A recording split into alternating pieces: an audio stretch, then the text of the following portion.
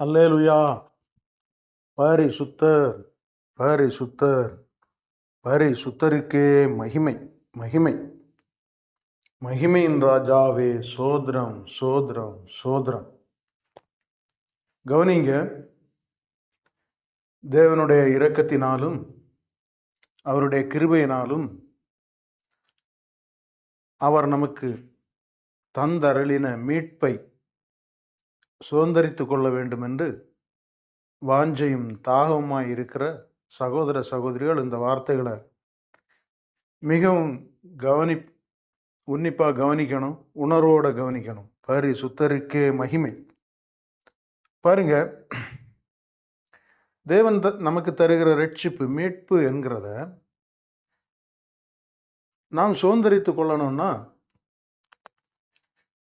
நாம் வெறுமனே இந்த உலக பிரகாரமாக இன்றைக்கு நமக்கு தோன்றுகிற அல்லது உபதேசிக்கிற இந்த சடங்கு சம்பிரதாயங்களின் வழியாக நாம் தேவனுடைய ரட்சிப்பை சுதந்திரிக்க முடியாது என்கிறத நீங்க ரொம்ப தீர்மானமாய் உணர்ந்து கொள்ள வேண்டும். பரிசுத்தருக்கே மகிமை. பாருங்க, நம்ம பழைய நியமம், பழைய ஏற்பாடை படிக்கும்போது அங்க நியாயப்பிரமாணத்திற்கு அதிக முக்கியத்துவம் கொடுக்கப்பட்டிருக்கும். அப்போ அதன்படி அவர்கள் சில சடங்குகளை, சில பலி செலுத்தல் முறைமைகளை எல்லாம் பூர்வத்தார் கையாண்டு தேவனிடத்திலிருந்து சில இரக்கங்களையும் கிருபைகளையும் பெறுகிறதற்கு அவர்கள் அநேக முயற்சிகள் எடுத்திருக்கிறதையெல்லாம் நம்ம பார்க்க முடியும். அப்போ இதெல்லாமே அவர்கள் இந்த சரீரத்துக்கு ஏற்ற ஒரு முயற்சியை தவிர அதெல்லாம் ஆவிக்குரிய முயற்சி அல்ல, நித்திய ஜீவனை சுதந்திரிக்கிறதுக்கென்று செய்யப்பட்ட காரியங்கள் அல்ல. அதை நீங்க உணரணும். பரிசுத்தருக்கே மகிமை. இப்ப பாருங்க, பழைய நியமத்தில் ரட்சிப்புக்கு உட்படுத்தப்பட்ட நபர்களை நீங்க கவனித்தீங்கன்னா, ஏனோக்கா இருக்கட்டும், நோவாவா இருக்கட்டும், மோசே, அது மாதிரி ஆபிரகாம், ஈசாக்கு, யாக்கோபு, யோசேப்பு, இன்னும் தானியேல், இப்படி யாரை நாம் எடுத்துக்கொண்டாலும் அவர்கள் எல்லாமே நியாயப்பிரமாணத்தின் கிரியைகளினாலே நீதிமான் ஆனவர்கள் அல்ல. பரிசுத்தருக்கே மகிமை. அதை நீங்க நல்லா புரிந்து கொள்ளணும். அப்ப நியாயப்பிரமாணம் கூடி வாழ்கிற தேவ ஜனம் என்று கூடி வாழ்கிற ஜனங்களை ஒரு ஒழுக்க முறையோடு நெறிப்படுத்துகிறதற்காக கொடுக்கப்பட்டிருக்கிறதே அல்லாமல் அது ஒரு மனிதனை ரட்சிப்பை சுதந்திரிக்க அதனால கூடாத காரியமாக இருக்கிறது. அதனாலதான் வேதம் சொல்கிறது, நியாயப்பிரமாணம் சகலரையும் பாவத்தின் கீழ் அடைத்து போட்டது என்று சொல்லப்பட்டிருக்கு. பரிசுத்தருக்கே மகிமை. இதை நீங்க நல்லா புரிந்து கொள்ளணும். நியாயப்பிரமாணத்தினாலே நம்மை ஏன் ரட்சிக்க நியாயப்பிரமாணத்திற்கு கூடாத காரியம் அப்படின்னு உள்ளதை நீங்க நல்லா புரிந்து கொள்ள வேண்டும். பரிசுத்தருக்கே மகிமை. ஏன்னா இன்னைக்கு உள்ள சபைகள் எல்லாம் நீங்க கவனித்து பார்த்தீங்கன்னா, மறைமுகமா நியாயப்பிரமாண கிரியைகளை தான் இவர்கள் போதித்து கொண்டிருக்கிறத நாம் பார்க்க முடியும். இப்ப இயேசு கிறிஸ்துவானவர் தேவனுக்கும் மனிதனுக்கும் இடையில நியாயப்பிரமாணம் என்கிற ஒரு தடுப்பு சுவரையை நின்ற அந்த பிரமாணத்தையும் நமக்கும் இஸ்ரவேலருக்கும், புறஜாதிகளுக்கும் இஸ்ரவேலருக்கும் ஒரு பிரிவினை உண்டாக்கி வைத்திருந்த அந்த நியாயப்பிரமாணம் என்கிற திரைச்சிலையும் அகற்றும்படியாய் தம்முடைய ஜீவனை கொடுத்து பலி செலுத்தி நாம் நித்திய ஜீவனை சுதந்திரிப்பதற்காக ஒரு புதிய உடன்படிக்கையை ஏற்படுத்தினார். அப்போ நாம் இந்த புதிய உடன்படிக்கைக்குள்ள கடந்து வரும்படி, அவர் தருகிற மீட்பை சுதந்திரிக்கும்படி தேவன் இரத்தம் சிந்தி இருக்கிறார், தம்மை பலியாக்கி இருக்கிறார். அப்படி இருக்கும்போது நாம் மீண்டும் நியாயப்பிரமாணத்திற்குள்ள அடிமைகளாய் காணப்படக்கூடாதுன்னு தான் இப்ப நீங்க படிச்சீங்கன்னா கலாத்தியர்ல நியாயப்பிரமாணத்தின்படி உங்களை மீண்டும் அடிமையாக்குறதற்கு அநேக நியாயப்பிரமாண போதகர்கள் வந்திருக்கிறார்கள், அவர்களுக்கு எச்சரிக்கையாயிருங்கள். கிறிஸ்து நமக்கு சுவாதீன பிரமாணத்தை, விடுதலையின் பிரமாணத்தை உருவாக்கி தந்திருக்கிறார். நீங்கள் அதை சுதந்திரித்து கொள்ள வேண்டும் என்று தான் அந்த கலாத்தியர்லாம் நீங்க படிச்சா புரியும். அப்போ தேவனுடைய ரட்சிப்பை சுதந்திரிக்க விரும்புகிற ஒரு நபர், இந்த நியாயப்பிரமாணம்னா என்ன, அது ஏன் என்னை ரட்சிக்க திராணியற்றதா இருக்குது, அது தேவன் தந்தது தானே, அப்படி இருந்தும் அது ஏன் என்ன ரட்சிக்க திராணியற்றதா இருக்கிறதுங்கிறதெல்லாம் ஒரு மனிதன் தெளிவாய் புரிந்து கொள்ளணும். இந்த தெளிவு இல்லாதனால தான் அநேக கள்ள ஊழியர்கள் அல்லது வயிற்றுக்கு போதனை செய்கிறவர்கள் எழும்பி ஜனங்களை என்ன செய்திருக்காங்கன்னா ஒரு உணர்வற்றவர்களாய் மாற்றி கொண்டிருக்கிறார்கள். இதுவும் பிசாசனுடைய ஒரு வஞ்சனை தான். பரிசுத்தருக்கே மகிமை, இதெல்லாம் புரிந்து கொள்ள வேண்டும். நீங்க இந்த கடைசி காலங்களில் இந்த உலகத்தை உங்க கண்மண் நிறுத்தி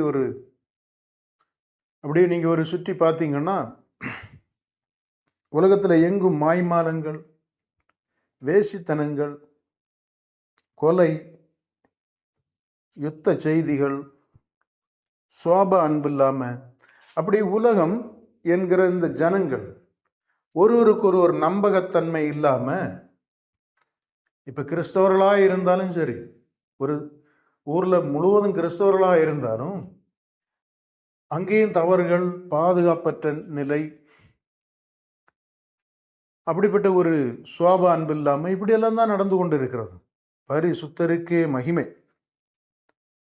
கிறிஸ்தவ நாடுகள் என்று தங்களை வெளிப்படுத்தி கொண்ட நாடுகளில் கூட எவ்வளவோ பிரச்சனைகள், வேசித்தனங்கள், தேவன் நியமித்த நியமத்திற்கு புறம்பான பாலிய உறவுகள், தேவன் ஆணன் பெண் என்று படைத்தார். இப்ப பார்த்தாச்சுன்னா எத்தனையோ விதமான இச்சை காரியங்கள், இதெல்லாம் தேசங்களில் நடந்தேறி கொண்டு தேவனுடைய நியாயப்பிரமாணத்திற்கே விரோதமாக செயல்பட்டு கொண்டிருக்கிறது. பரிசுத்தருக்கே மகிமை. பாருங்க, நியாயப்பிரமாணத்தின்படியே ஒரு மனிதன் ரட்சிப்பை சுதந்திரிக்க முடியாது. இன்றைக்கு உலகம் அதற்கு கீழே பாவ பிரமாணத்திற்குள்ளே ஓடிக்கொண்டிருக்கிறது. அப்போ அதனுடைய முடிவு அழிவை நோக்கி கொண்டிருக்கிறது. பரிசுத்தருக்கே மகிமை. அப்போ நாம இந்த குறுகின காலத்துல அல்லது முடிவை நோக்கி ஓடிக்கொண்டிருக்கிற இந்த காலங்களில் நாம ரொம்ப சிந்திக்க வேண்டிய, உணர்வடைய வேண்டிய காரியங்கள் என்னன்னா, நாம இனி எப்போதும் கற்றலும், ஒருபோதும் உணராமலும், எப்போதும் உபதேசம் கேட்பதும், ஒருவருக்கு இப்படி தேவனுடைய காரியங்களை பேசிக்கொள்வதிலுமா நம்முடைய நாட்களை செலவிடாம நாம் நம்முடைய ரட்சிப்பை சுதந்திரிப்பதற்கு என்ன செய்ய வேண்டும் என்கிற ஒரு தேவனுடைய கிருபைக்குள்ள ஒரு உணர்வுக்குள்ள நாம் வரணும். பரிசுத்தருக்கே மகிமை. பாருங்க, ரட்சிப்புன்னு சொல்லுகிறது ஏதோ தேவன் கொடுப்பதும் நாம் வாங்கி கொள்வதும் அல்ல. நீங்க நல்லா புரியணும். ரட்சிப்புன்னு சொல்லுகிறது தேவன் கொடுக்கிறதும் நாம் வாங்கி கொள்கிறதும் அல்ல. ரட்சிப்புன்னு சொல்லுகிறது நாம் மீட்கப்படுதல், நாம் மீட்படைதல். நம்ம எல்லாருக்குள்ளமே நம்முடைய சரீரத்தில் நம்ம பேதத்தை விட்டு இப்போ நீங்க நடைமுறை வாழ்க்கைக்குள்ள வரணும். நடைமுறை வாழ்க்கைக்குள்ள வரும்போது எப்படின்னா, நீங்க பாருங்க, எல்லாருடைய சரீரத்திலும் ஒரு பாவ பிரமாணம் இருக்கும். ஏன்னா நாம் பாவத்தில் பிறந்தவர்கள், மாம்சத்தின்படி பிறந்தவர்கள். அதனாலதான் வேதம் சொல்லுகிறது மாம்சத்தின்படி பிறப்பது மாமிசமாய் இருக்கும். அந்த மாமிசத்திற்குள்ள ஆசைகள், இச்சைகள், உணர்ச்சிகள், காமம், மோகம் இவைகளெல்லாம் இருக்கும். அந்த பிரமாணங்கள் எல்லாம் இருக்கும். அது ஏற்ற காலங்களில் கிரியை செய்யும், தூண்டும், பக்க வழிகளை நாட செய்யும், இப்படியெல்லாம் இருக்கும். அப்போ இந்த நியாயப்பிரமாணம் என்கிற அந்த உபதேசம் நம்மை கண்ட்ரோல் பண்ணுது. நீ அதை செய்யாத, அது பாவம் அப்படின்னு தான் சொல்லுது. ஆனால் அந்த நியாயப்பிரமாணத்திற்கு நம்மை விடுதலை செய்யறதுக்குள்ள ஞானம் நியாயப்பிரமாணத்திற்குள்ள இல்லை, அந்த கிருபை இல்லை. அதனால நம்மை அது என்ன செய்கிறதுனா தண்டிக்கிறது அல்லது மிரட்டுகிறது அல்லது பயப்படுத்துகிறது தவிர நம்மை விடுதலை செய்கிறதற்கு உள்ள திராணி அதுக்குள்ள இல்லை. அப்போ ஒரு காலகட்டத்தில் நாம் பாவம் என்று அறிந்த காரியங்களே நாம் செய்ய வேண்டிய ஒரு சூழ்நிலைக்குள்ள தள்ளப்படுகிறோம். அப்போ நாம் நியாயப்பிரமாணம் என்கிற அந்த ஒரு பிரமாணத்தை கடைபிடித்து சடங்கு சம்பிரதாயங்களோடு நம்மை கட்டுப்படுத்த விரும்புவோமானால் பிசாசானவன் நம்மை எளிதில் கவிழ்த்து விடுவான். ஏன்னா நம்ம உடம்புல என்ன இருக்குதுன்னா பாவ பிரமாணம் இருக்குது. இதுதான் பவுல் சொல்லும்போது ரோமர் 7ஆம் அதிகாரத்தில் தேவனுடைய நியாயப்பிரமாணம், தேவனுடைய கற்பனை நல்லதுதான், அதை நான் ஒத்துக்கொள்கிறேன். ஆனால் அதை அந்த பிரமாணத்தை கொண்டு எனக்குள்ள இருக்கிற பாவ பிரமாணத்தை அடக்க முடியாத ஒரு பாவ பிரமாணம் என் சரீரத்துக்குள்ள இருக்குது. அது நான் விரும்புகிற நன்மையை செய்யாமல் விரும்பாத தீமையை செய்யும்படி என்னை தூண்டி கொண்டிருக்கிறது. இப்பொழுது நான் ஒரு நிர்பந்தமான சூழ்நிலைக்குள்ளே கடந்து வருகிறேன். அப்போ நான் இனி எப்படி விடுதலை ஆகிறது என்று சொன்னால், கர்த்தராகிய இயேசு கிறிஸ்துவின் வாழ்க்கையின் மூலம் உண்டான கிருபையும் சத்தியமும் இயேசு கிறிஸ்துவின் மூலம் உண்டாயிற்று. மோசேயின் மூலம் நியாயப்பிரமாணம் கொடுக்கப்பட்டது. மோசேயின் மூலம் கொடுக்கப்பட்ட நியாயப்பிரமாணமானது ஒரு மனிதனை ரட்சிக்குமானால் கிருபை பிரமாணத்திற்கு அவசியம் இல்லையே. அப்போ இயேசு கிறிஸ்துவின் மூலம் உண்டான கிருபையும் சத்தியமும் அந்த வாழ்வு தான், அந்த ஆவியின் பிரமாணம், அந்த கிருபையின் பிரமாணம் தான் என்னை பாவம் மரணத்திலிருந்து விடுதலை ஆக்குகிறது.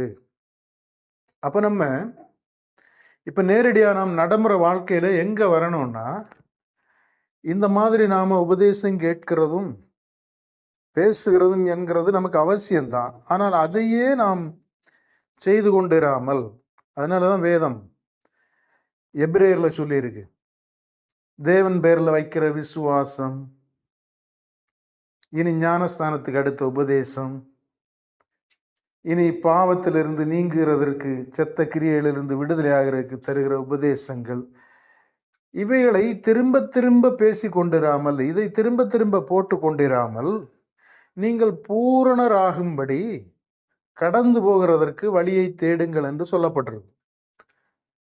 அப்போ நாம் பூரணராகும்படி நாம் என்ன செய்யணுமா, ஒரு புதிய வழியை தேடி ஆக வேண்டும். அப்போ நாம் எப்போதுமே இப்போ நம்ம சபைகள் எல்லாம் பார்த்தா ஓய்வு நாள் வரதான் செய்யும், ஞாயிற்றுக்கிழமை அல்லது மற்ற நாட்களில் ஏதோ ஒரு நாள் ஆராதனை. அதில் நாம் திரும்ப திரும்ப இயேசு கிறிஸ்துவை குறித்தும் அவருக்கு சாட்சியாக இருந்த சீசர்களையும் அவர்கள் உபதேசித்த காரியங்கள் இவைகளை குறித்து பேசி கொண்டு இருப்போம்.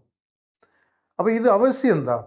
ஆனால் நடைமுறை வாழ்க்கையில் நாம் மீட்கப்படணும்னா நாமும் ஒரு நடைமுறை வாழ்க்கை வாழ்ந்தாக வேண்டும். நாம் இப்போ ஒரு வாழ்க்கைக்குள்ள வரணும். பரிசுத்தருக்கே மகிமை. அந்த வாழ்க்கை என்னன்னு கிறிஸ்து நமக்கு சொல்லி இருக்கிறார், போதித்திருக்கிறார். என்னன்னா, தன் ஜீவனை, அப்படின்னா இந்த உலகத்தில் இந்த மாமிச வாழ்வை காக்க விரும்புகிறவன் நித்திய ஜீவனை இழந்து விடுவான். தன் ஜீவனை ரட்சிக்க விரும்புகிறவன் அதை இழந்து விடுகிறான். என் நிமித்தம் தன் ஜீவனை இழந்து விடுகிறவன் அதை திரும்ப பெறுகிறான். மத்தேயு 10ஆம் அதிகாரத்தில் கடைசி பாகங்களில் எழுதியிருக்கும். அப்போ நம்முடைய இந்த மாமிச வாழ்வை நாம் காக்க விரும்பினால் நித்திய ஜீவனை இழந்து விடுவோம். பரிசுத்தருக்கே மகிமை. நீங்க புரியுங்க. அப்போ நாம் இந்த ஜீவனை, இந்த ஜீவனத்திற்குரிய பெருமை, கண்களின் இச்சை, மாம்சத்தின் இச்சை, உலகத்தின் மேன்மை, இவைகளை அடையும்படி நாடாமல் தேடாமல் கிறிஸ்து இயேசுக்குரிய மேலானவைகளை நாடுகிற, தேடுகிற அந்த ஒரு நடைமுறை வாழ்க்கைக்குள்ள கடந்து வர வேண்டும்.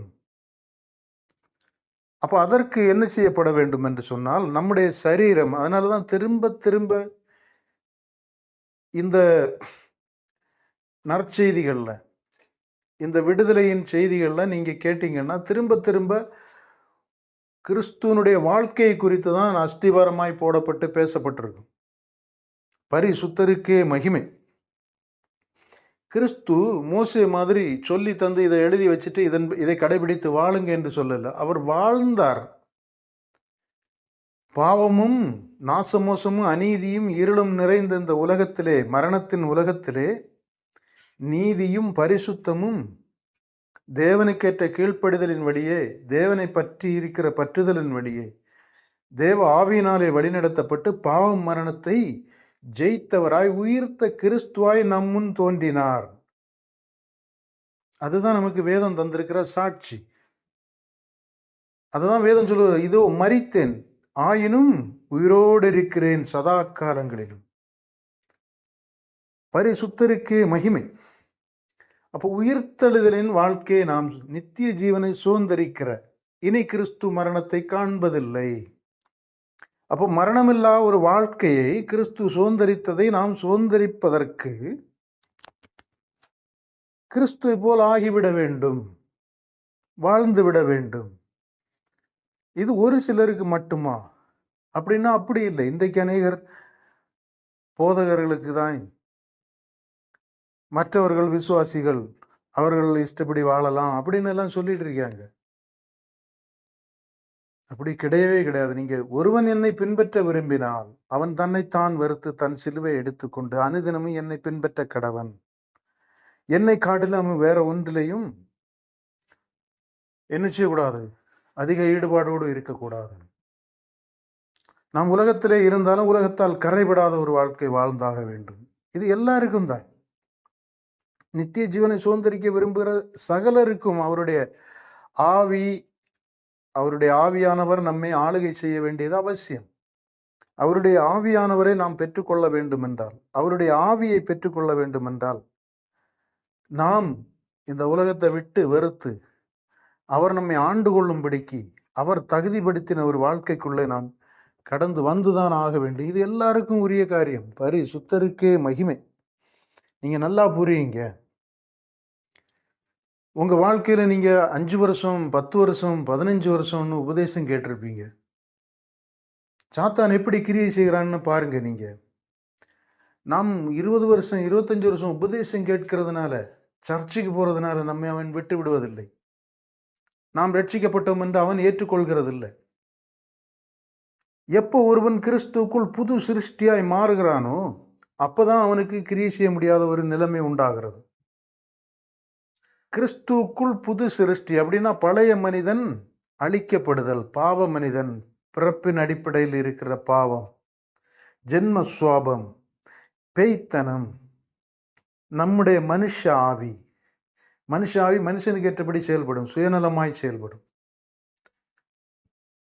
அப்படிப்பட்டவைகளெல்லாம் ஒழிக்கப்பட்டு பழைய மனிதன் அழிக்கப்பட்டு மெய்யான நீதியிலும் பரிசுத்தத்திலும் வந்த கிறிஸ்துவை தரித்து கொள்ளும்படி அப்படிப்பட்ட ஒரு வாழ்க்கை வாழுகிற மனிதனை தான் பிசாசு கிரியை செய்ய முடியாது, ஆளுகை செய்ய முடியாது. பாருங்க, பல விதங்களில் கிறிஸ்துவை அடிமைப்படுத்தும்படி சாத்தான் முயற்சி எடுக்கிறான். பரிசுத்தருக்கே மகிமை. அவர் முன் தோன்றி அவரை சோதிக்கிறான். ஜெயிக்க முடியல. வேதபாரகர் பரிசேயர்கள் வழியாய் அவரை கரைப்படுத்த, தேவனிடத்திலிருந்து பிரிக்க, தேவ சித்தம் அவர் மேல் செயல்படாமல் தடுக்க, அவரை குறித்து முன் உரைத்தவைகள் பொய்யாகி போகும்படியெல்லாம் அவன் முயற்சி பண்ணுகிறான். அதிகாரங்களை கொண்டும், துரைத்தனங்களை கொண்டும், பயமுறுத்துதலை கொண்டும், நோவுகளை கொண்டும், நெருக்கங்களை கொண்டும், தூஷணங்களை கொண்டும், பல விதங்களில் ஜனங்களினாலே அவருக்கு நெருக்கடிகள் உண்டாகிறது. அப்படி இருந்தும் அவர் தம்முடைய ஜீவனை வெறுத்தபடியினால், தம்முடைய சரீரத்தை அவர் சிலுவையில் அறைந்து வைத்திருந்தபடியினால், தம்மிடத்தில் ஆசைகளும் இச்சைகளும் செயல்படாமல் அவர் தம்மை காத்து கொண்டபடியினால், உலகத்திற்கு அடிபணியாதபடியினால் அவரை பிசாசுக்கு வீழ்த்த முடியல. இந்த முறைமைகளின்படிதான் அவருடைய சீசர்களுக்கும் அவர் கற்றுக் கொடுத்தார். அவர்களும் அந்த முறைமையின்படி வாழ்ந்தபடியினால், அவருடைய ஆவியின் உதவியோடு வாழ்ந்தபடியினால் அவர்களும் ஜெயம் பெற்றவர்களாய் காணப்பட்டார்கள். பரிசுத்தருக்கே மகிமை. அப்ப இந்த வாழ்வு எல்லாருக்குமானா எல்லாருக்கும் தான். இதுல ஊழியன் விசுவாசி என்கிற கோட்பாடு ஒன்றும் கிடையாது. முன்னே ஓடுகிறவனை நாம் ஊழியனாக பார்க்கிறோம். இப்போ அனுபவங்களில் தேவனை பின்பற்றி கொண்டிருக்கிற தேவனுடைய ஆவியை பெற்றதில் முன் அனுபவம் பெற்றவர்கள் நமக்கு பின்னாடி அந்த இதை பின்னாடி கடந்து வருகிறவர்களுக்கு அவர்கள் ஒரு மாதிரியை, ஒரு அனுபவத்தை பங்கிட்டுக் கொள்ளுகிறது தான் நம்ம ஊழியம் என்று சொல்லுகிறோம். பவுல் சொல்லும்போது அவன் எல்லோரும் என்னை போல் ஆகுங்கள் என்று சொல்லுகிறான். நான் கிறிஸ்துவை போல் ஆனேனே அப்படின்னு தான் சொல்லுகிறேன். இதில் அவன் சிலரை ஊழியராக தெரிஞ்சிருக்கனால அவன் மட்டும் அப்படி ஃபாலோ பண்ணு, மற்றவன் அப்படி இரு, அப்படி சொல்லலை. இந்த ஏற்றத்தாழ்வுகள் எல்லாம் மனிதனுடைய பலவீனத்தின் நிமித்தம் உண்டாகிற ஏற்றத்தாழ்வுகள். இப்போ தேவனுடைய வார்த்தை ரட்சிப்பானது எல்லாருக்கும் சொல்லப்படுகிறது. ஆனால் எல்லோரும் அதை ஏற்றுக்கொள்கிறதில்லை. ஒரு சிலர் அதை ஏற்றுக்கொண்டு அந்த வழிகளில் வரும்போது வராதவர்களுக்கு அந்த வந்தவர்கள் ஊழியர்களை போல தோன்றுவார்கள். நான் தேவனை தேடி வருகிறேன்னு சொன்னால் வராதவர்களுக்கு நீங்களும் வாங்க என்று நான் அழைக்கும்போது, தேவனுடைய காரியங்களை சொல்லி கொடுக்கும்போது அவர்களுக்கு நான் ஒரு ஊழியனை மாதிரி காட்சி தருகிறேன். என்னுடைய அனுபவங்களை சொல்லும்போது அவர்கள் அதை விசுவாசிக்கிறவர்களாய் விசுவாசிகளை போல காட்சி தருகிறார்கள். ஆனால் உண்மையிலே எல்லோரும் சகோதரர்கள், தேவனுடைய பிள்ளைகள் ஆகிறதற்கு அழைக்கப்பட்டிருக்கிறோம். இதை நீங்கள் புரிந்து கொள்ளணும். இன்றைக்கு அநேகர் இப்படி ஒரு எண்ணத்தோடு இருக்காங்க. எப்படின்னா ஊழியர்களை அவர்களுக்கு தனியாக ஒரு அழைப்பு இருக்கு. சில ஊழியர்களை இப்படி பிரசங்கிக்கிறாங்க, கம்பெடுத்தவெல்லாம் வேட்டைக்காரனா, ஊழியத்துக்கு அழைப்பு இருக்கா? பரிசுத்தருக்கே மகிமை. ஊழியன்னா இவங்க என்ன ஊழியம் செய்கிறாங்க? எதை ஊழியன்னு சொல்லுகிறாங்க? பரிசுத்தருக்கே மகிமை. தேவன் எல்லாரும் பரிசுத்தப்பட வேண்டும், எல்லாரும் ரட்சிப்பு அடைய வேண்டும், எல்லாரும் நரக ஆக்கினையிலிருந்து தப்பித்து கொள்ள வேண்டும், எல்லோரும் பரலோக ராஜ்யத்தை சுதந்திரிக்க வேண்டும் என்று எல்லோருக்காகத்தான் மரித்திருக்கிறார். அப்போ தேவனுடைய ராஜ்யத்தை சுதந்திரிக்க விரும்புகிற எல்லா மனிதர்களும் பரிசுத்தருக்கே மகிமை. தேவன் வாழ்ந்து வைத்த வாழ்க்கை முறைமையை பின்பற்றித்தான் ஆக வேண்டும். அந்த மாதிரியின் வழியில வந்தாக வேண்டும். தேவன் சகலரையும் அவரை அறிகிற அறிவிற்கு நேராக அழைத்திருக்கிறார். தம்முடைய குமாரனுடைய சாயலுக்கு, அதே இமேஜுக்கு, தகுதிக்கு நேரே நம்மை அழைத்திருக்கிறார். அப்போ நமக்கு முன்னோடுகிறவர்கள் நமக்கு ஊழியம் அல்லது வழிகாட்டிகளாய், மேய்ப்பர்களாய் அல்லது உதவி செய்கிறவர்களாய் இருந்தாலும் நம்மை ரட்சிக்கிறது அவர்கள் அல்ல. நம்மை ரட்சிக்கிறது கிறிஸ்துவின் ஆவியானவர். கிறிஸ்துவின் ஆவிதான் நம்மை ரட்சிக்கிறது. அதனால தான் அவர் சொல்லுகிறார், கிறிஸ்து கூட சீசர்களுக்கு அநேக காரியங்களை போதிக்கிறார், அவர்களை இந்த ஜனங்களிலிருந்து பிரித்தெடுக்கிறார். ஆனால் அவர் என்ன சொல்லுகிறார்னா, சீசர்களை பார்த்து, நான் போய் சத்திய ஆவியானவரை அனுப்புவேன், அவர் தான் உங்களை இனி வழிநடத்த போகிறார். நான் சொன்னவைகளெல்லாம் அவர் இனி உங்கள் வாழ்க்கையில செயல்படுத்துவார். அவர் உங்களை பாவத்திலிருந்தும் நித்திய நியாய தீர்ப்பிலிருந்தும் ஆக்கினையிலிருந்தும் தப்புவித்து உங்களை மீட்டு கொள்வார். நீங்கள் அதனால அந்த ஆவியானவரை பெற்றுக்கொள்ள அதற்காக தகுதி விடுங்கள் அப்படின்னு தான் சொல்லிக் கொடுப்பார். பரிசுத்தருக்கே மகிமை. இதுதான் ரியல் வாழ்க்கை. அப்போ நம்ம எல்லாருமே இந்த ரியல் வாழ்க்கைக்குள்ள, ஒரிஜினல் இந்த வாழ்க்கைக்குள்ள இது வர வேண்டும். இது எல்லாருக்கும் உரியது. அப்போ இந்த ஊழியன், விசுவாசி, சபை இதெல்லாம் தேவையானா தேவைதான். இதெல்லாம் தேவைதான் இருக்குது. ஆனால் ஒரு மனிதனுக்கு ரட்சிப்பை சுதந்திரிக்கிற விரும்புகிற மனிதனுக்கு இது கடைசி வரைக்கும் இப்படியே இருந்துட்டு போனால் சரியாகாது. ஏற்ற பருவங்களில் ஏற்ற காலங்களே அவன் அடைந்தாக வேண்டும். ஏற்ற ரட்சிப்புக்குள்ள மகிமைக்குள்ள வந்தாக வேண்டும். என்னைக்கும் விசுவாசியாக இருக்கிறது, என்னைக்கும் போதித்து கொண்டு இருக்கிறது. போதித்து கொண்டிருக்கிறவன் இனி அதை செயலில் கொண்டு வரணும். பரிசுத்தரை கேட்கிறவன் அதன்படி நடக்க பிரயாசப்படணும். வளர்ச்சி உண்டாக வேண்டும். பரிசுத்தருக்கே மகிமை. அப்ப பாருங்க, இப்படிப்பட்ட இந்த வேறுபாடுகள் சபைகளுக்குள்ளிருந்து பிடுங்கப்படணும். நீங்க இதை அறியணும். கண்மலையே சோதரங்கர்த்தாவே, நீங்க இந்த ரட்சிப்பை அறிந்தாக வேண்டும். அதை சுதந்திரிக்கிறதற்கு நான் என்ன செய்ய வேண்டும், அதை நீங்க புரிந்தாக வேண்டும். அது வேதம் தெளிவாக வழிகாட்டுகிறது. தன் சிலுவையை எடுத்துக்கொண்டு, அப்படின்னா இந்த உலகம் நமக்கு அநேக உரிமைகளை தந்து கொண்டிருக்கிறது. நியாயப்பிரமாணமும் ஒரு மனிதனுக்கு உரிமைகளை கொடுக்குது. அநேக உரிமைகள், இன்னென்ன கட்டுப்பாடுகளோடு இன்னென்னவைகளை சுதந்திரித்துக் கொள்ளலாம் என்று. அப்படித்தான் அன்றைய ஜனங்கள் தங்களுடைய உரிமைகளை சுதந்திரித்துக் கொண்டிருந்தார்கள். ஆனா இங்க ரட்சிப்பை விரும்புகிறவர்களுக்கு இந்த உரிமைகள் இப்படி வாழாமல், அதாங்க மாமிசத்தின்படி வாழாமல் ஆவியின்படி வாழ்கிறவர்கள் ரட்சிப்பை சுதந்திரிக்க முடியும். நமக்கு இப்போ இந்த உரிமைகள் அல்ல, உரிமைகள் நம்ம சரீரத்திற்கு கொடுக்கப்படுகிறது. இங்கே நமக்கு ரட்சிப்பு, ஆத்துமா மீட்பு. சரீரம் இந்த உலகத்தோடு முடிந்து விடுகிற காரியம். ஆனா இந்த சரீரத்தை கொண்டு தேவனுடைய ஆவியினாலே இந்த சரீரத்தை தேவனுடைய அவயங்களாய் ஆலயமாய் மாற்றி இந்த சரீரத்திற்குள் தேவ சாயலாய் வருகிற ஆத்துமாவை உயிர்ப்பிக்கிறதுக்கு பேர் தான் ரட்சிப்பு. எந்த பரிசுத்த ஆட்களா இருந்தாலும் மரித்த அவர்களுடைய உடம்ப இந்த பூமியிலே புதைக்கும் போது அது புழு சாப்பிட்டு அந்த உடம்பு அழிந்து விடும். பரிசுத்தருக்கே மகிமை. அதனால்தான் சரீரத்தை கொல்ல வல்லவர்களுக்கு பயப்படாமல், கிறிஸ்துவனுடைய சரீரம் தான் உண்மையா எழும்பினது. ஏன்னா அவருடைய சரீரம் புருஷ சித்தத்தினால் உருவானதல்ல, மனுஷ வித்தினால் வந்ததல்ல. பாக்கி உள்ளவருடைய சரீரம் எல்லாம் இந்த மண்ணோடு, ஆதாமுக்கு சொன்ன மாதிரி மண்ணா இருக்கிறாய் மண்ணுக்கு திரும்புவாய், அது மண்ணோட போயிடும். ஆனா அவர்கள் ரட்சிப்பை சுதந்திரிக்கிற கிறிஸ்துவை பின்பற்றி கிறிஸ்துவனுடைய ஆளுகைக்குள்ளே வரும்போது அவர்களுடைய சரீரமும் அவர்களுடைய ஆவியும் தேவனால் பிறப்பிக்கப்பட்டு அந்த சரீரத்தை கொண்டு இதற்கு முன்னே பாவத்திற்கும் அநியாயத்திற்கும் அடிமையாக இருந்த அந்த சரீரத்தை கொண்டு இப்பொழுது தேவனுடைய நீதியான காரியங்களையும் நீதியான கிரியைகளையும் செய்கிற பிசாசனுடைய ஆலயமாய் இருந்த அவனுடைய சரீரத்தை, பிசாசனுடைய கிரியாய் இருந்த அவனுடைய சரீரத்தை, பாவ பிரம்மாணத்திற்குள் இருந்த அவனுடைய சரீரத்தை இப்ப தேவ பிரம்மாணத்திற்குள்ளே கொண்டு வந்து தேவனுடைய கிரியைகளை செய்கிற, தேவனுடைய காரியங்களை நடப்பிக்கிற உயிருள்ள ஒரு ஆலயமாய் அவனை மாற்றி, அந்த மாறுதலின் விளைவாய் அவனுக்குள் இருக்கிற அந்த பாவ ஆத்துமா அழிக்கப்பட்டு அவன் ஜீவ ஆத்துமாவாய் குமாரனுடைய சாயலாய் மாறி அவரோடொப்பம்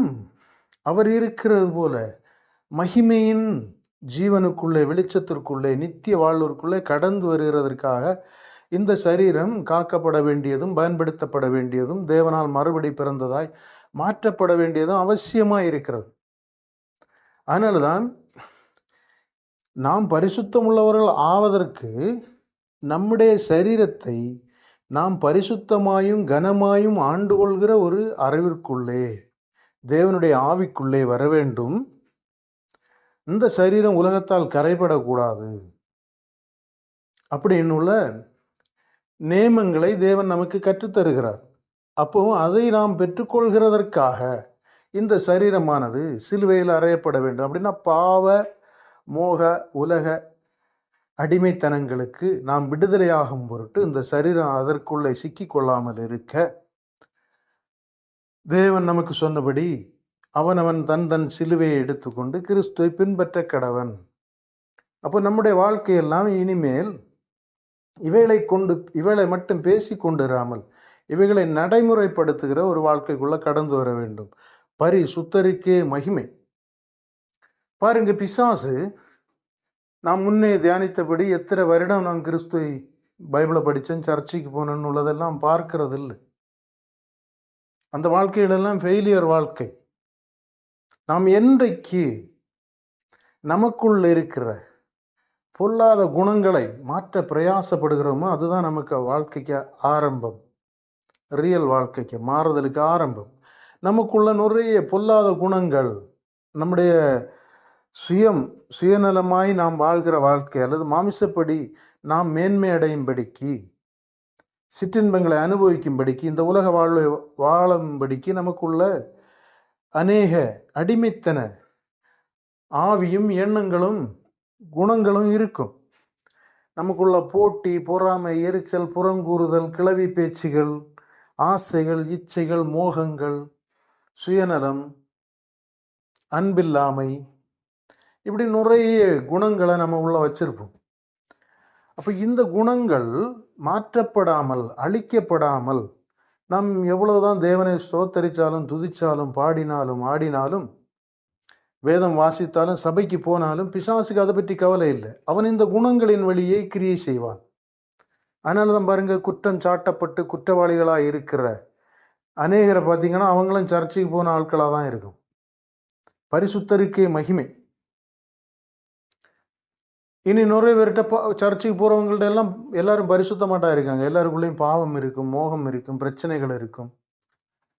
பெரிய பெரிய ஊழியக்காரர்களே ஒரு காலகட்டங்களில் மாட்டிக்கொள்கிறதெல்லாம் நாம் பார்க்கிறோம். பரிசுத்தருக்கே மகிமை.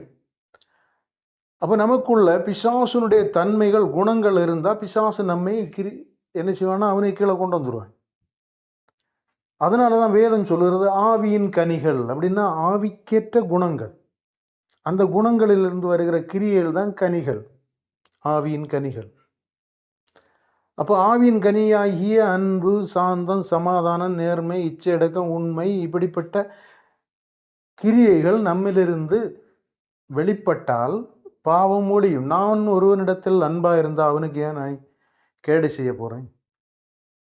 ஒருவனிடத்தில் உண்மையா இருந்தால் ஏன் அவனுடையதை நான் பறித்து கொள்ள போகிறேன்? அப்போ பாவம் ஒரு மனிதனிடத்திலிருந்து இன்னொரு மனிதனுக்கு கேடும் தொல்லையும் பிரச்சனையும் வராமல் இருக்குன்னா ஒவ்வொருவரும் தனக்குள்ளே நல்ல குணங்களை உடையவர்களாய், ஒருவரை ஒருவர் நேசிக்கிற ஒரு பண்புள்ளவர்களாய் மாற வேண்டும். அப்பதான் பாவம் குறையும். அப்பதான் பிசாசு கிரியை செய்ய முடியாது. பரிசுத்தருக்கே மகிமை. இது இல்லாம இருந்தா சூழ்நிலைகளின் வழியாய் ரெண்டு பேருக்கு முன்ன ஒரு பொருளை வச்சாலே அடிச்சுக்கிட்டு அதை எடுக்கிறதுல போட்டி பொறாமைகள் உண்டாகிவிடும். ஏன்னா ரெண்டு பேருக்கும் சுயநலம், தான் அதை எடுக்கணும் அப்படின்னு உள்ளது வந்துடும். பண ஆசைகளை உண்டு பண்ணி விடுவான்.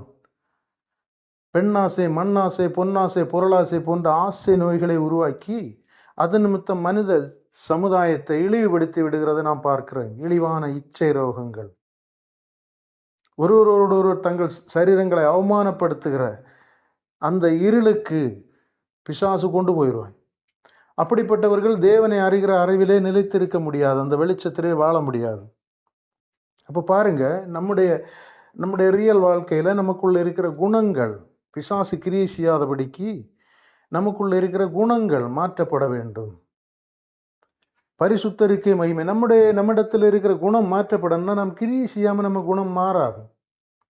பாருங்க, ஒரு மனிதன் ஒரு குடியை குடிச்சு அந்த கிரியை செய்து அப்புறம் அந்த குடிக்கு அடிமையாகி விடுவான். பொய்யை பேசி பொய்க்கு அடிமையாகி விடுவான். அப்போ துர்க்கிரியைகளை செய்து நாம் துர்க்கிரியைகளுக்கு, துர்க்குணங்களுக்கு அடிமையாகிறது மாதிரி நல்லவைகளை செய்து நல்ல குணங்களுக்கும் நல்ல கிரியைகளுக்கும் நாம் அடிமையாய் மாற வேண்டும். ஒருவன் எதை தொடர்ந்து செய்கிறானோ அதற்கு அவன் அடிமையாய் இருக்கிறான். அப்ப நீதியை செய்யும்படி நீங்கள் நீதிக்கு அடிமையாயிருங்கள். அதை செய்துதான் நீதிக்கு அடிமையாக முடியும். அப்ப நம்ம கிரியை செய்கிறவர்களாக இருக்கணும். கிரியை இல்லாத விசுவாசம் செத்தது, கிரியை இல்லாத பேச்சு, கிரியை இல்லாத வார்த்தைகள் எல்லாமே செத்ததா இருக்கும். அது ஒருவருக்கும் பிரயோஜனப்படுவதில்லை. அது ஒரு மாய்மாலம் போல பேசி கொண்டிருக்கும். அதனாலதான் பாருங்க, சபைகள்ல எல்லாம் இருட்டு வெளுக்க இருந்து நிறைய காரியங்களை பேசி கொண்டிருப்பார்கள். ஆனா பாருங்க, இந்த சபைக்குள்ளேயே எவ்வளவோ ஏற்றத்தாழ்வுகள், பிரச்சனைகள், வறுமை, போராட்டங்களுக்குள்ள இருக்கிற ஜனங்கள் உண்டு. அவர்களுக்கு கூட கை கொடுப்பார் இல்லை. அன்பை பற்றி பேசுகிறவர்கள், கிறிஸ்துவை பற்றி பேசுகிறவர்கள்ல சபைகளில் இருக்கிற ஐஸ்வர்யவான்கள் கூட அந்த சபைக்குள்ள இருக்கிற ஒரு ஏழைக்கு உதவிகரம் புரிகிறது இல்லை. ஆனால் சகோதரர்கள் என்று பேசிக்கொள்வார்கள். பாஸ்டருக்கு இருக்கிற சொத்து மதிப்பும் காரியங்களும் காணிக்கை வருமானமும் பார்த்தா அது வேறையா இருக்கும். அவருக்கு கிறிஸ்துவனுடைய அன்பை குறித்தும் கிறிஸ்துவனுடைய ரட்சிப்பை குறித்தும் பேசி கொண்டிருக்கிற போதகரே அந்த மனிதனுக்கு உதவி செய்யாத ஒரு சூழ்நிலை. அன்பில்லை. தன் சகோதரனுக்கு குறைச்சல் உண்டென்று கண்டு தன் இருதயத்தை அடைத்து கொண்டால் அவனுடைய பக்தி விருதா என்று சொல்லப்பட்டிருக்கும். பரிசுத்தருக்கே மகிமை. நீங்க யாக்கோபு, யோவான் இவர்கள் எழுதின, தேவனுடைய சீசர்கள் எழுதின அந்த நிருப பகுதிகளை எல்லாம் படிச்சிங்கன்னா அங்கே போட்டிருக்கும், விதவைகளுக்கும் திக்கற்றவர்களுக்கும் ஏழைகளுக்கும் உதவி செய்கிறது தான் தேவனுக்கு முன்பாக மாசில்லாத சுத்த பக்தியாய் இருக்கிறது, ஒருவரை விசாரித்தல்.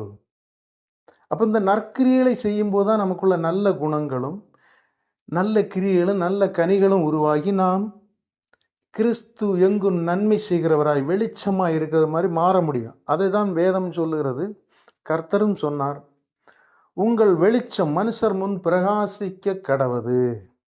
நீங்கள் உலகத்திற்கு உப்பாய் இருக்கிறீர்கள், உலகத்திற்கு வெளிச்சமாய் இருக்கிறீர்கள். உப்பு சாரமற்று போனால் எதனாலே அதை சாரமாக்க முடியும்? அப்ப பாருங்க, கிறிஸ்தவனுக்குள்ள கிறிஸ்து இல்லைன்னா, கிறிஸ்து வெறும் வார்த்தையிலே இருக்கிறார், தத்துவமாய் இருக்கிறார், கிரியையாய் இருக்கிறார், நீதியாய் இருக்கிறார், வெளிச்சமாய் இருக்கிறார், உண்மையாய் இருக்கிறார், அன்பாய் இருக்கிறார், பரிசுத்தமாய் இருக்கிறார். அந்த கிறிஸ்து ஒருவனுக்குள் இருந்தால் அவனுக்குள் இருந்து அப்படிப்பட்ட கிரியைகள் தான் வெளிப்படும். அப்போ நாம் அப்படிப்பட்ட கிறிஸ்துவை சுதந்திரித்துக் கொள்ள அவர் நமக்கு மத்தேயு 7, 8, 9, 5, 6, 7 இப்படி நிறைய அந்த போதனைகளை தந்திருப்பார். அதாங்க அது அழகா மத்தேயுல எழுதப்பட்டிருக்கும். செய்து பழகுங்கள், பரிசுத்தருக்கே மகிமை. இதெல்லாம் ஒரு மனிதனுக்கு இடரலை கொண்டு வருகிறது. ஆனால் சீசர்கள் காலத்தில் அவர்கள் செய்தார்கள். எல்லோரும் ஒன்றாயிருந்து சகோதரர்களாய் அனுபவித்தார்கள் என்று சொல்லப்பட்டிருக்கும். அதுக்கெல்லாம் பெரிய மனமும் தேவ சிந்தையும் தேவனுடைய ஆவியினுடைய அசைவாடுதலும் உண்டாக வேண்டும். மாய்மாலம் எல்லாம் மாறி போகணும். இதான் ரியல் வாழ்க்கை, பரிசுத்தருக்கே மகிமை, கிறிஸ்துவோடு இருக்கிற வாழ்க்கை. அப்போ நம்முடைய குணங்களை மாற்றிக்கொள்ள வேண்டும், நமக்குள் தேவ கிரியைகள் வரணும், பரிசுத்தருக்கே மகிமை. அப்ப இவைகள் இல்லாத ஒரு மனிதன் கனியற்றவனும் வீணனுமாய் இருப்பான். பரிபூரணருக்கே மகிமை. வீணன் எப்போதும் பேசிட்டு தான் இருப்பான். பரிசுத்தருக்கே மகிமை. இன்றைக்கு சபைகள் எல்லாம் வீணாய் போய் கொண்டிருக்கிறது. பரிபூரணருக்கே மகிமை. கிறிஸ்து இல்லாத சபைகளாய் செயல்பட்டு கொண்டிருக்கிறது. கொள்கைக்காக போராடுகிற சபைகளாக இருக்கிறது. நீங்கள் கிறிஸ்துவத்தில் எவ்வளோ சபை இருக்கு பாருங்க. நீங்கள் இதைக்கெல்லாம் கேட்கும்போது நீங்கள் ரியல் லைஃபுக்குள்ளே வந்து யோசிங்க. இப்போ கிறிஸ்துவத்தில் ரோமன் கத்தோலிக்குன்னு ஒரு சபை இருக்குது. அந்த சபையில் இருக்கிற உலகத்திற்கு அவர்கள் வெளிப்படையாக தான் சில கிரியைகளை செய்கிறார்கள்.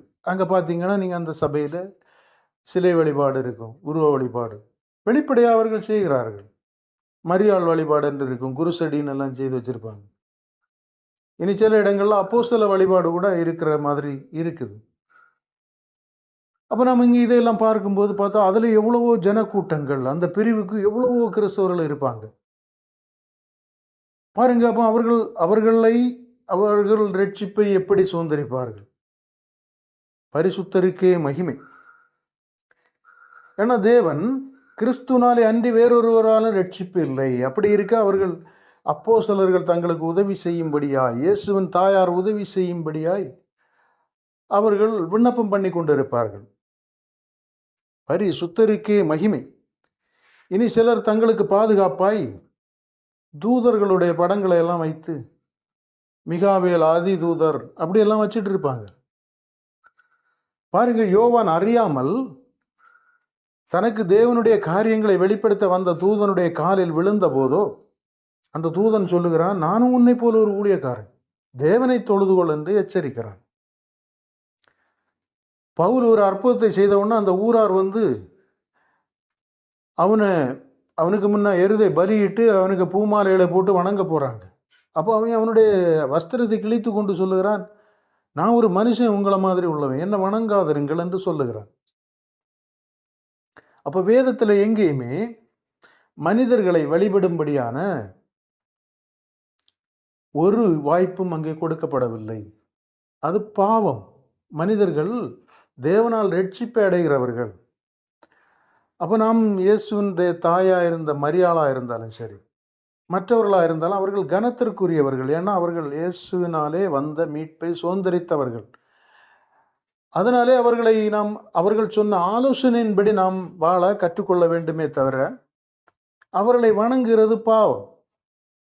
பரிசுத்தருக்கே மகிமை. அப்ப இதை ஏற்றுக்கொள்ளாமல் அப்படி அந்த சபைகளை பின்தொடர்கிறவர்களும் இந்த உலகத்துல தான் இருக்காங்க. பரிபூரணருக்கே மகிமை.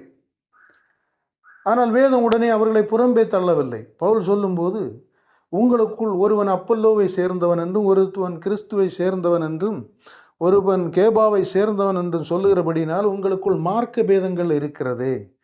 பவுலா உங்களுக்காக சிலுவையில் அறையப்பட்டான், பேதுருவா உங்களுக்காக சிலுவையில் அறையப்பட்டான், கிறிஸ்து அல்லவோ எல்லாருக்காகவும் மரித்தார். அறையப்பட்டவர் அவர்னால் அல்லவா ரட்சிப்பு வருகிறது. ஆயினும் உங்களில் உத்தமர் பரிசுத்த ஜனங்கள் இன்னார் என்று விளங்கும் பொருட்டு உங்களுக்குள் மார்க்க பேதங்கள் ஒரு விதத்துல அவசியம் என்று சொல்லுகிறார். அவசியம் என்றால் அது வேணும்னு சொல்லல, அது அப்படி வரும். பிசாசு அநேகரை என்ன செய்திருவான்? குருடாக்கி விடுவான். அதனால களைகள் வளரும் போது அதுக்கு நடுவில் வளர்கிற நற்பயிரும் வளர்ந்து அவைகள் தேவனுக்கேற்ற கனிகளை கொடுக்கிறதுனால இரண்டையும் வளர விடுங்க. தேவன் ஏற்ற காலத்தில் ஏற்றவைகளை பிரித்து கொள்வார் என்று சொல்லுகிறார். ஆனால் நாம் சபைகளுக்கு எதிராக போராட வேண்டியதில்லை. ஆனால் எல்லா ஜனங்களுக்கும் தேவனை அறிகிற அறிவை விதைக்க வேண்டியது நம்முடைய கடமையாக இருக்கிறது. பரிசுத்தருக்கே மகிமை. இதே மாதிரி தான் வேற சபைகளும், சிஎஸ்சியா இருக்கட்டும், பெந்தேகோஸ்தா இருக்கட்டும், எல்லா சபைகளுக்குள்ளும் பெந்தேகோஸ்திலே எவ்வளவு பிரிவு இருக்குது. பெந்தேகோஸ்ட்னு பேர் வச்சிருந்தாலும் அதுக்குள்ளேயும் assembly of God, full gospel, பூரண பெந்தேகோஸ்தே. இன்னும் இருக்குது நிறைய சபைகள். பெந்தேகோஸ்தே என்கிற பேர்ல சிபிஎம் அப்படின்னு ஒன்று இருக்கு, தி பெந்தேகோஸ். இப்படி எல்லாமே டிபிஎம், தி பெந்தேகோஸ், இப்படி எல்லாமே பிரிவுகள் இருக்கிறது. இந்த பிரிவுகள் ஒன்றோடு ஒன்று ஐக்கியமாக இருப்பதில்லை. ஏன்னா அவர்கள் ஏதோ ஒரு இதில் மாறுபடுவார்கள். பரிசுத்தருக்கே மகிமை. அப்போ பாருங்க, யதார்த்த லைஃப்ல நீங்க யாரை பின்பற்றுவீர்கள்? ஒரு மனிதனுக்கு இந்த சபை பிரிவுகளை பார்த்தாலே இதுல எந்த பிரிவு உண்மையானது என்று கண்டுபிடிக்கிறதுலே அவனுக்கு வெகு நாட்கள் கடந்து போய்விடும். இதெல்லாம் குறித்த நிருபங்கள் எழுதப்பட்டிருக்கிறது. இப்போ பேதுரு, பவுல் அவர்கள் இருந்த காலத்திலேயே இப்போ பவுல் சொல்லும்போது, கலாத்தியரை பற்றி நீங்க புத்தி இல்லாதவர்களா, இவ்வளவு நாளைக்குள்ளேயும் உங்களை நியாயப்பிரமாணத்திற்கு அடிமைப்படுத்துகிற கள்ள சகோதரர்கள் பக்க வழியாக வந்து உங்களை அடிமைப்படுத்தி விட்டார்களே. உங்களுக்கு கிறிஸ்து உருவாக நான் எவ்வளவு பாடுபட்டேன். உங்களுக்குள்ள இனி மறுபடியும் கிறிஸ்து வரும்படியாக அவரை குறித்த உபதேசங்களை சொல்ல வேண்டியதாக இருக்கிறது. அப்படிப்பட்டவர்கள் தரிப்புண்டு போனால் நலமாய் இருக்கும்னு எல்லாம் சொல்லி வேதனைப்படுகிறான். அப்போ அந்த காலத்திலிருந்து இப்படிப்பட்ட தேவனை அறிய வேண்டிய பிரகாரம் அறியாமலும் தேவனுக்குள் வாழாமல் உபதேசிக்கிற உபதேசங்கள்னாலே அந்த உண்மையான வாழ்க்கைக்குள்ள போலிகளும் உருவாக வாய்ப்பு இருக்கிறது. ஒருவன் வாழாவிட்டால், தேவனுக்குள் தேவனால் இயக்கப்படாவிட்டால் நிச்சயம் இப்படிப்பட்டவைகள் வந்துவிடும். ஏன்னா தேவனுடைய ஆவிதான் தேவனுக்குரியதை அறிந்து தேவனுக்கு ஏற்றவைகளில் வழி நடத்தும். இனி மனுஷனுடைய ஆவி மனிதனை இயக்குமானால் நிச்சயம் சில காரியங்களை நாம் அறிந்திருந்தாலும் ஜெயம் பெறுகிற காரியத்தை அறிய முடியாது.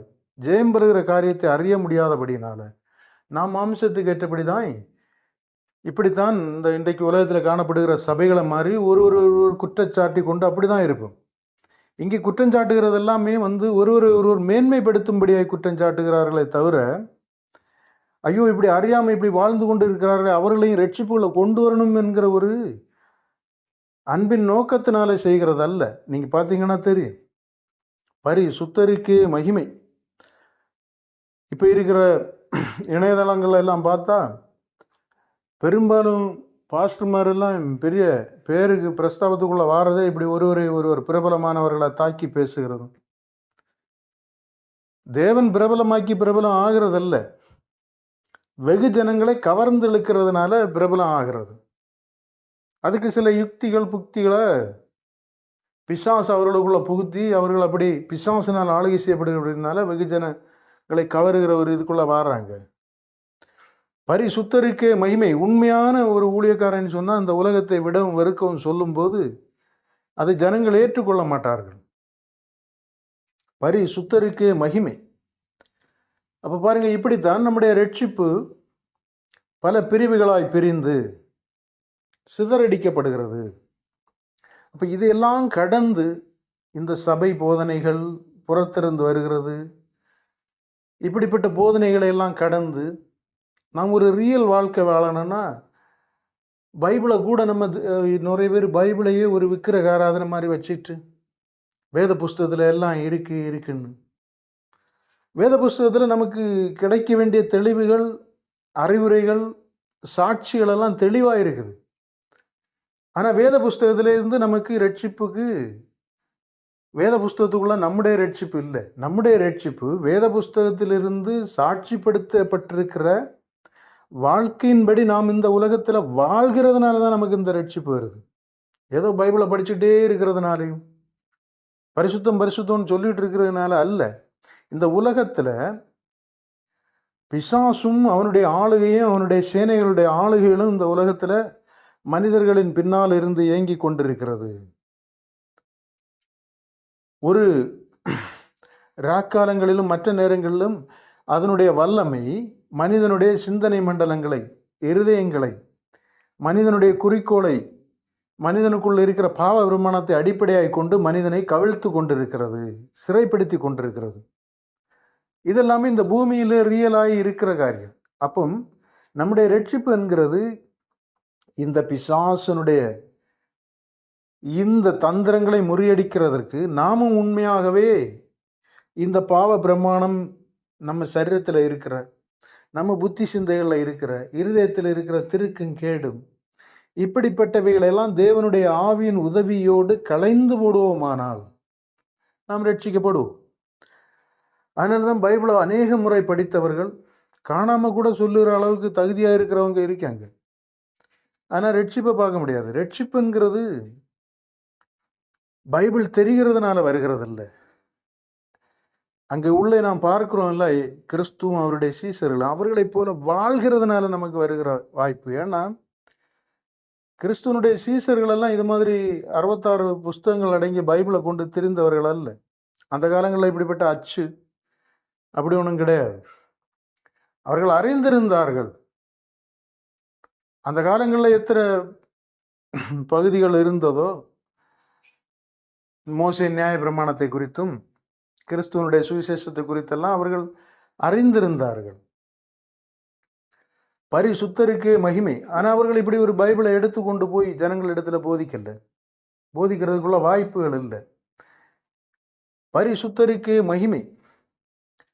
அவர்கள் தேவனுடைய ஆவியினாலே, கிறிஸ்துவனுடைய ஆவியினாலே ரியல் வாழ்க்கையில மற்றவர்களிடத்துல உபதேசித்தார்கள்.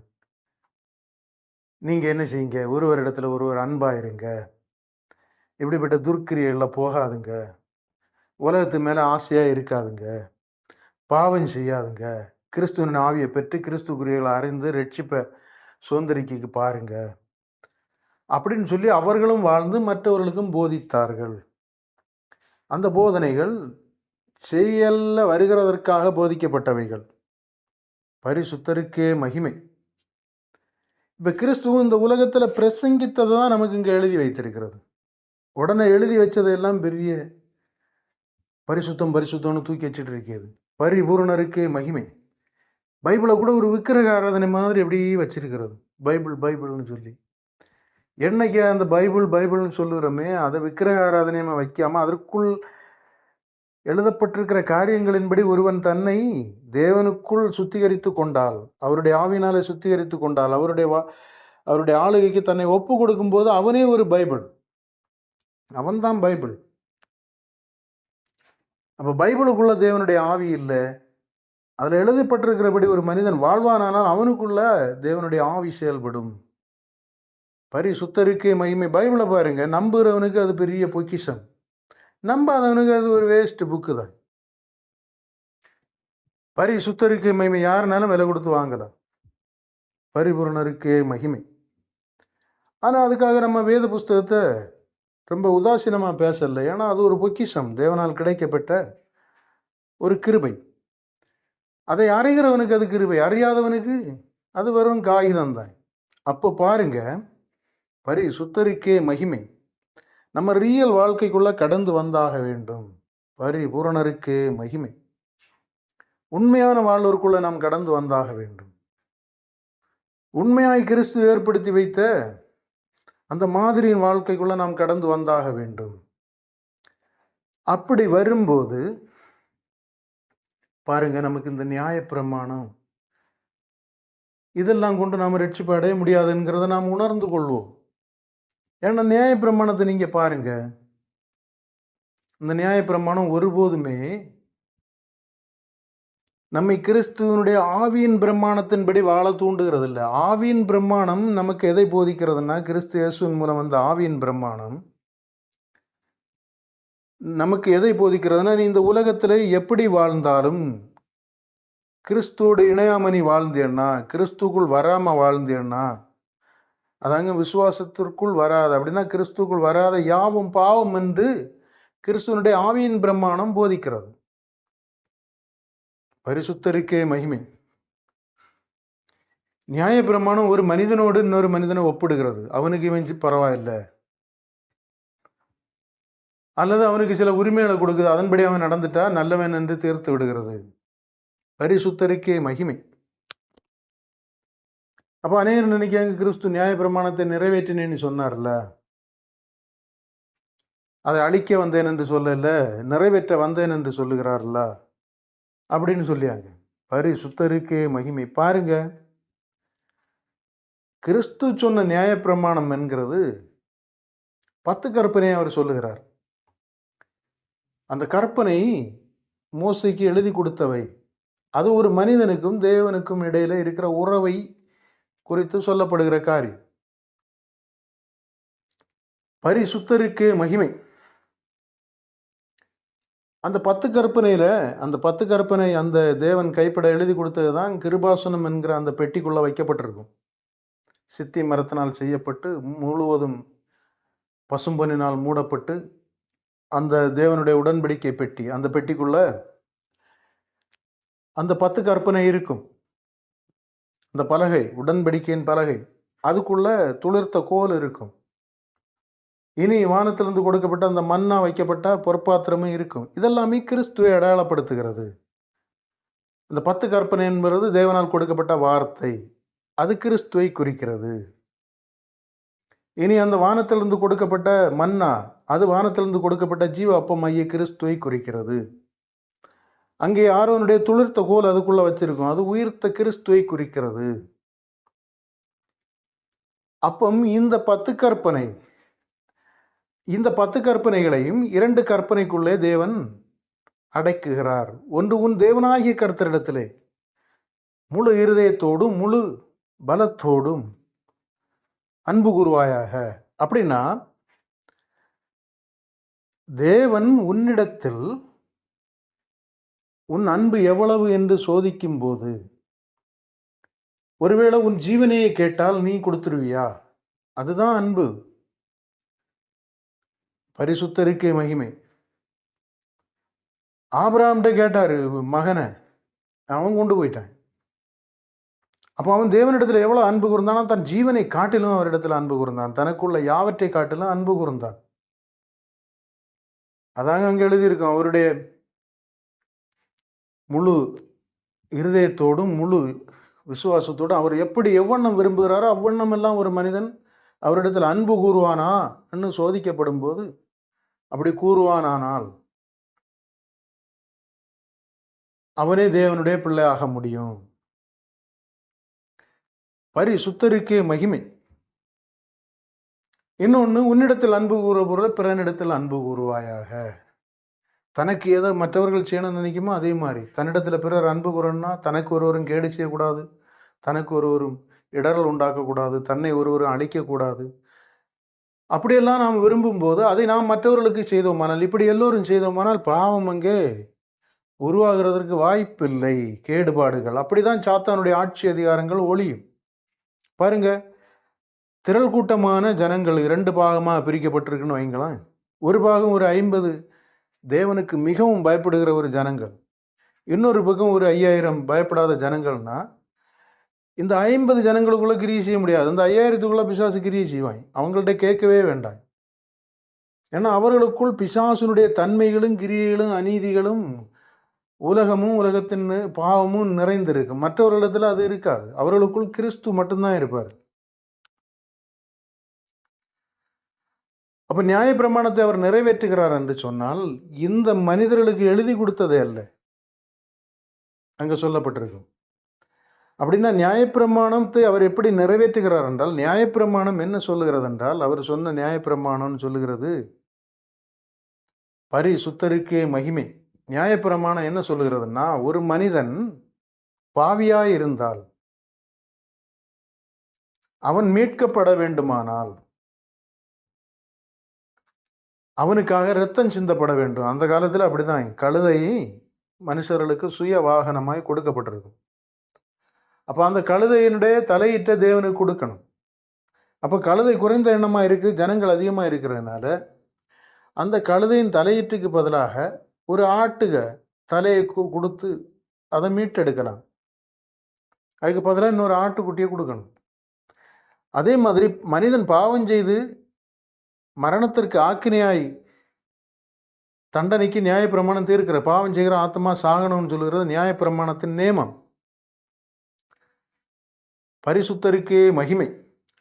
அப்போ அந்த நியமத்தின்படி நம்மை மீட்டெடுக்க அவர் தம்முடைய ஜீவனை பலியாகிறது தான் நியாயப்பிரமாணத்தை அழிக்க அல்ல, நிறைவேற்றினார். நமக்காக அதை செய்து முடித்தார். தம்முடைய ஜீவனை கொடுத்தார். அதான் அவர் அழிக்க அல்ல, நிறைவேற்ற வந்தேன். நியாயப்பிரமாணம் என்கிறது தேவனுடைய பிரமாணம் தான். பரிசுத்தருக்கே மகிமை.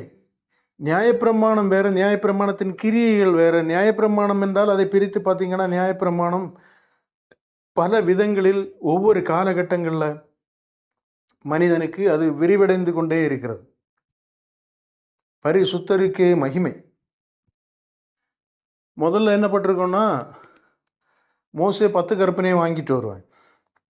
அதுக்கு பிறகு ஜனங்கள் பெருக பெருக மோசைக்கு ஆண்டவர் இன்னும் நிறைய காரியங்களை சொல்லி கொடுத்துட்டே இருப்பார்.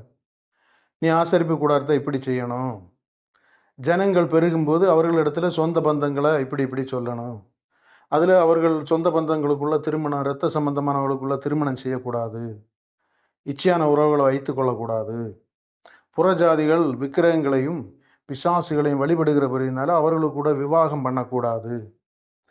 இப்படியெல்லாம் காலத்துக்கு ஏற்றபடி நியாயப்பிரமாணம் புதிய புதிய காரியங்களை அவர்களுக்கு கற்பித்து கொண்டிருக்கும். அப்போ நியாயப்பிரமாணம் சொல்லுகிறது அது ஒரு பெரிய ஒரு ஜனக்கூட்டங்களுக்காக அருளப்பட்டிருக்கிற சட்டதிட்டங்கள். பரிசுத்தருக்கே மகிமை. இது ஜனங்கள் பெருக பெருக அதனுடைய ஆளுகையும் பெருகிட்டு இருக்கும். பரிசுத்தருக்கே மகிமை. இப்போ ஒரு மனிதன் எந்த ஒரு பாவம் செய்யலைன்னா நியாயப்பிரமாணத்திற்கு அங்கே வேலையே இல்லை.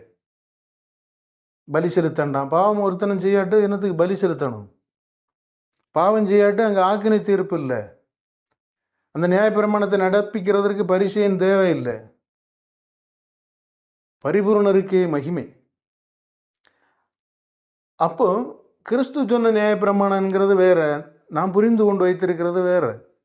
பரிபூரணருக்கே மகிமை. நியாயப்பிரமாணத்தில் தேவனுக்கும் மனிதனுக்கும் இடையில் கொடுக்கப்பட்டிருக்கிற பிரமாணம் உண்டு.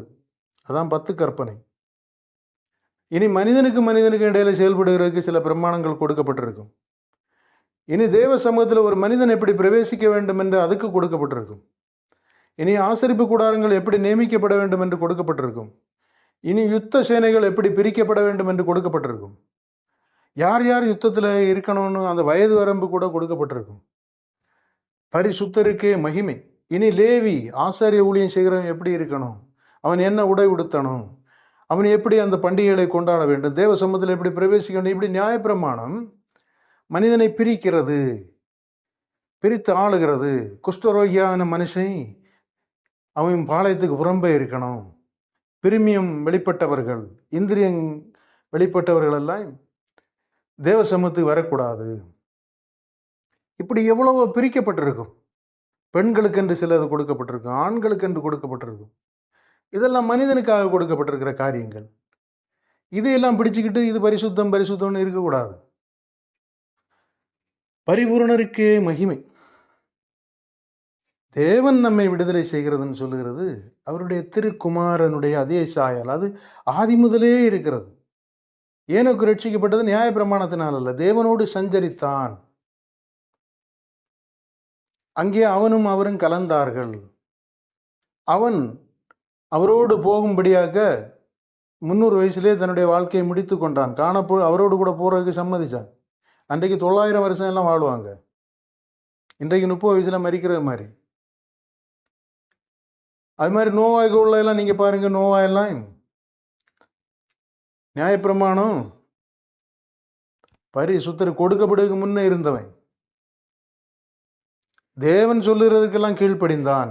அந்நிய ஜாதிகளோட கலவாமல் அங்கே இருந்தவர்கள் உத்தமனாக இருந்தான். தேவன் பேசும் அளவிற்கு பேசினால் அவர் சொல்லுறதை கேட்கிற அளவுக்கு செயல்படுகிறவனாக இருந்தான்.